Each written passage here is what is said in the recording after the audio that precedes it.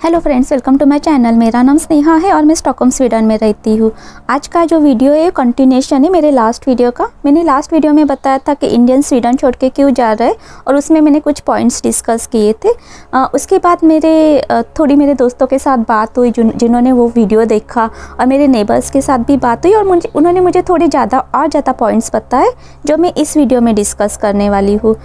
तो जब मैंने मेरे दोस्तों से बात की तो उन्होंने मुझे बताया कि सबसे ज़्यादा इंडियन स्वीडन छोड़ के जा रहे जो पॉइंट उनको नज़र आ रहा है कि वो ये है कि जो इमिग्रेशन रूल है, जो अभी स्वीडन ने जो इमिग्रेशन रूल बनाया वो बहुत स्ट्रिक्ट बनाया है और उस इमिग्रेशन रूल के अनुसार आपको एक स्टेबल इनकम होना चाहिए, आपका सैलरी एक मिनिमम लेवल तक होना चाहिए, आप फाइनेंशियली स्टेबल होने चाहिए और आपका स्वीडिश लैंग्वेज, आपको high proficiency of Swedish language होनी चाहिए। तो ये सारे परमानेंट रेसिडेंट्स के लिए रूल इंक्लूड कर दिए गए और ये सारे क्राइटेरिया बहुत ज़्यादा ऐसे स्वीडन से कि जो बहुत ज़्यादा ऐसे इंडियन से कि जो मैच नहीं कर पा रहे और इसके वजह से वो स्वीडन छोड़ के जा रहे।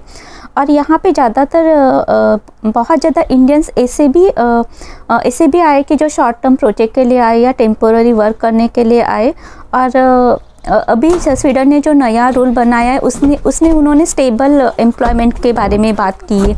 बट ये जो शॉर्ट टर्म प्रोजेक्ट्स रहते हैं या जो टेम्पोररी पोजीशन के लिए जब लोग आते हैं तो उनका शॉर्ट टर्म प्रोजेक्ट ख़त्म होने के बाद उनको वापस जाना पड़ रहा है। तो वो एक बात हो रही है कि उसके वजह से भी जो इंडियंस है वो स्वीडन छोड़ के चले जा रहे हैं।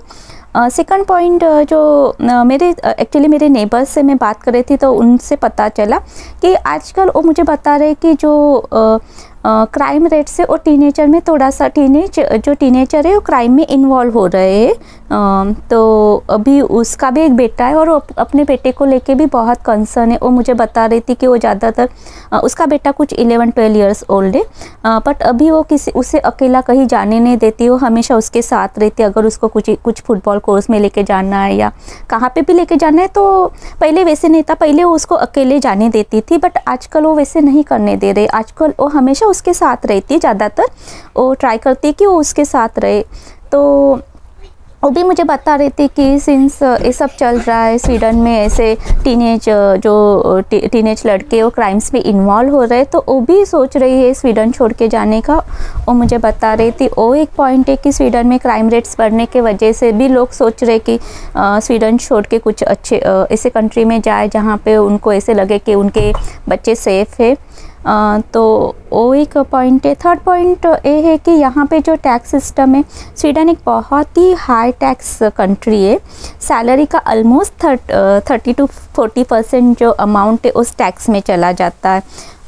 तो और उसके वजह से भी लोग ऐसे फेवरेबल जो टैक्स कंट्रीज़ है जैसे कि US, कनाडा, वहाँ पे जाने की कोशिश कर रहे।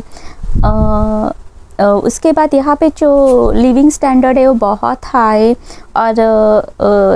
और पिछले 2-3 साल में जो इंटरेस्ट रेट है, एक्चुअली मेरे हिसाब से ये जो पॉइंट है वो बहुत इम्पॉर्टेंट है क्योंकि पिछले 2-3 साल से जो इंटरेस्ट रेट है वो बहुत बढ़ गया है।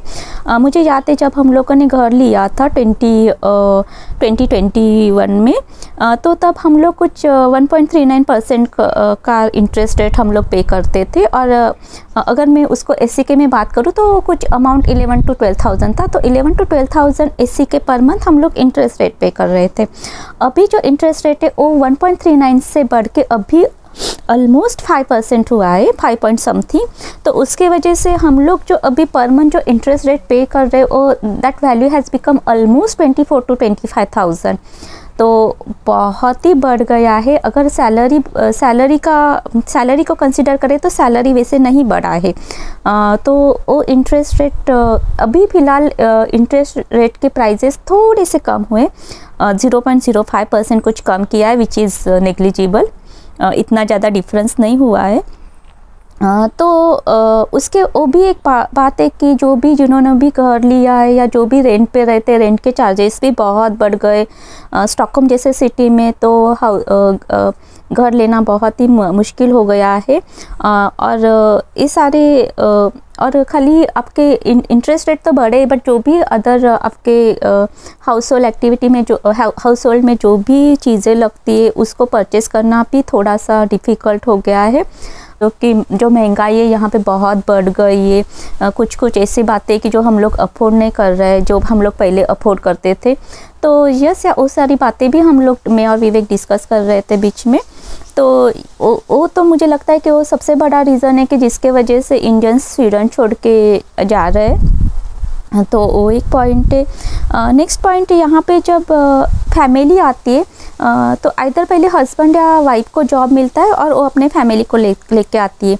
बट कभी कभी ऐसे होता है कि आपके स्पाउस का एजुकेशन बहुत अच्छा होता है, उसने बहुत अच्छी डिग्री ली होती है इंडिया से, बट वो डिग्री यहाँ पे ट्रांसफरेबल नहीं होती। जैसे कि CA, डॉक्टर है, HR है, तो वो डिग्री यहाँ पे ट्रांसफरेबल न होने के वजह से भी उनको जॉब नहीं मिल पा रहे। बहुत ही लिमिटेड अपॉर्चुनिटीज़ हो रही है यहाँ पे। तो मेरी एक दोस्त थी जिसने HR किया था, वो 2 साल से यहाँ पे थी। वो पिछले साल इंडिया चली गई, तो 2 साल से यहाँ थी। उसने बहुत जॉब सर्च किया 2 साल में, बट उसको कुछ अनफॉर्चुनेटली नहीं मिला, तो पूरी फैमिली इंडिया चली गई। क्योंकि उसने मुझे बताया कि उसका एजुकेशन यहाँ पे कुछ काम नहीं आ रहा है, और जब वो इंडिया में थी उसको बहुत अच्छा पैकेज मिल रहा था, वो बहुत अच्छा वहाँ पे उनका सब कुछ चल रहा था। तो वो भी है कि अगर आप एजुकेशन, इतना हाई एजुकेशन लेते हो और आप घर बैठे रहते हो तो आपको भी अच्छा नहीं लगता, और आपका एजुकेशन कुछ काम नहीं आता है तो वो भी बुरा ही लगता है।